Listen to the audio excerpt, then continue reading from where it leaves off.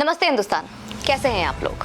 जब लगे मुखिया चुनाव में भी पाकिस्तान जिंदाबाद के नारे, बस यही कमी खल जाती है देश में कि क्यों नहीं है योगी बाबा की सरकार हर प्रदेश में।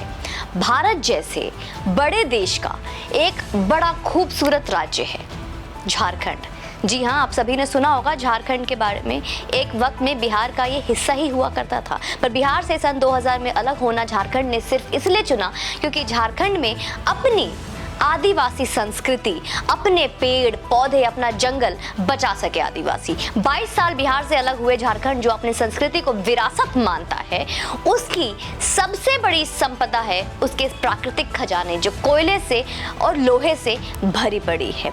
मौजूदा दौर में झारखंड की सत्ता वहां की एक शक्तिशाली क्षेत्रीय पार्टी JAM और कांग्रेस की गठबंधन सरकार के पास है।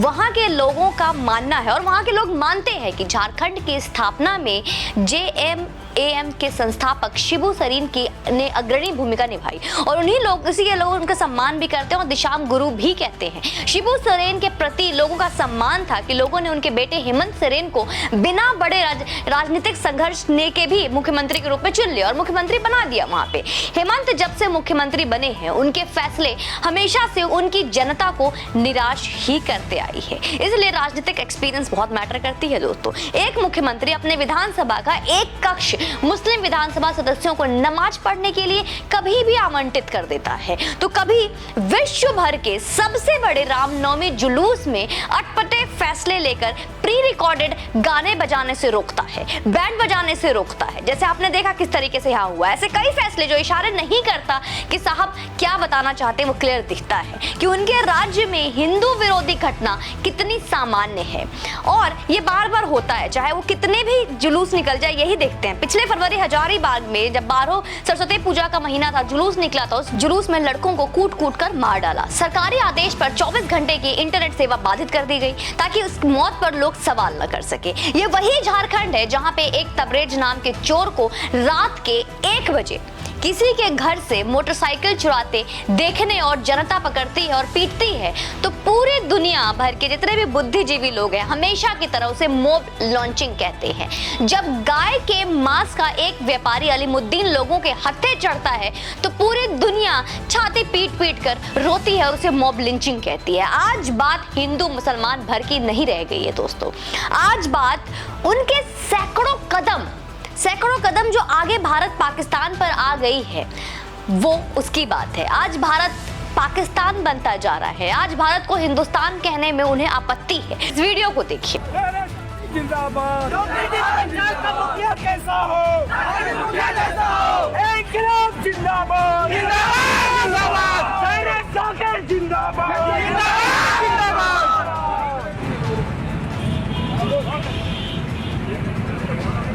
आकिर हुसैन जिंदाबाद, आकिर हुसैन जिंदाबाद, पंचायत का मुखिया कैसा हो, मुखिया कैसा हो, पंचायत का मुखिया कैसा हो, मुखिया कैसा हो। आकिर हुसैन जिंदाबाद, जिंदाबाद, जिंदाबाद, आकिर हुसैन जिंदाबाद, जिंदाबाद, पंचायत का मुखिया कैसा हो, मुखिया कैसा हो, पंचायत का मुखिया कैसा हो। पंचायत चुनाव के उम्मीदवार के नाम के बाद पाकिस्तान जिंदाबाद के नारे सुनिए और इस गलतफहमी में मत रहिए कि ये नारे पाकिस्तान में किसी चुनाव में लग रहे हैं या इस्लामाबाद में या किसी इस्लामिक देश में लग रहे हैं या आपके देश में लग रहा है। ये नारे हिंदुस्तान में लग रहे हैं। हिंदुस्तान के रहमो करम में पल रहा एक आतंकवादी खुलेआम पाकिस्तान जिंदाबाद के नारे हमारे देश हिंदुस्तान में लगा रहा है, जो पाकिस्तान नाम के आतंकवाद का जिंदाबाद देखना चाहता है। ये नारे झारखंड के गिरिडीह जिले में लग रहे हैं। जी हाँ, पाकिस्तान एक आतंकवादी देश है। मुसलमान एक आतंकवादी पोषित कौम है, चाहे वो मुसलमान कहीं भी हो। ये अकेला हिंदुस्तान नहीं कह रहा है, इसे कहने वाले वो स्वीडन नाम का देश भी है जिसने बड़े प्यार से हिंदुस्तान की तरह उन्हें पनाह दी, शरणार्थी बनाया और उन्हें भी वही भुगतना पड़ा। स्वीडन के बीते 2 दिन की खबरों को आपने देख लिया। आप सच जान जाइए कि ये भी कहना भूल जाएंगे कि बजरंग दल के लोग फ्लाइट पकड़कर स्वीडन जा रहे हैं, या ये वहां पर क्या जय श्री राम के नारे लग रहे हैं? क्या वहां पे भी दिक्कत है? उन्हें उत्तेजक नारे लगाकर भड़का रहे हैं, क्योंकि उनकी हर बदमाशी का ये तो यूनिवर्सल वजह है ना। हिंदुस्तान में रहकर, हिंदुस्तान का खाकर, हिंदुस्तान के घोषित दुश्मन पाकिस्तान के जिंदाबाद के नारे अगर झारखंड में लगने शुरू हो गए हैं, और वो हर जगह धीरे धीरे कई राज्यों में खुलेआम नारे लगते हैं पाकिस्तान जिंदाबाद, तो आगाह हो जाइए कि अब मानव बम तैयार हो गए हैं और वो कभी भी और कहीं भी फूट सकते हैं। मानव बमों का एक ही इलाज है, उन्हें आप रोकिए, कैसे भी रोकिए, आइसोलेट करिए और डिफ्यूज करिए।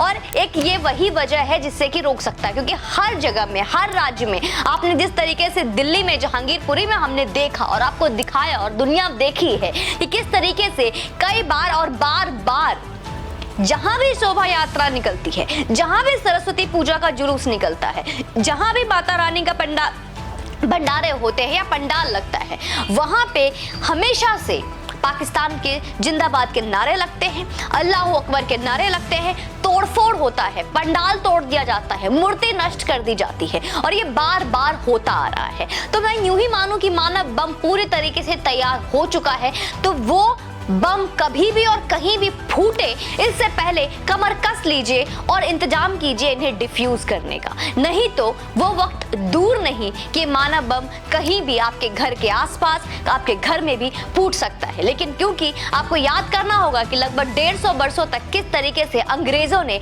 हमारे ही देश पे हुकूमत किया, क्योंकि वो पहले चोरों की तरह आपके गली में, आपके गांव में घुसते हैं, आपके शहर में घुसते हैं, एक घर पे कब्जा जमाते हैं, तो घर के आसपास के पड़ोसी कहते हैं मेरी क्या दिक्कत है, मेरा क्या जाता है।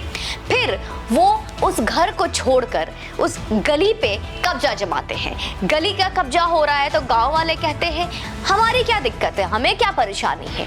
फिर पूरा गांव कब्जा हो जाता है। फिर वहां पे रहने वाले जो आसपास के शहर वाले होते हैं कहते हैं हमें क्या परेशानी है।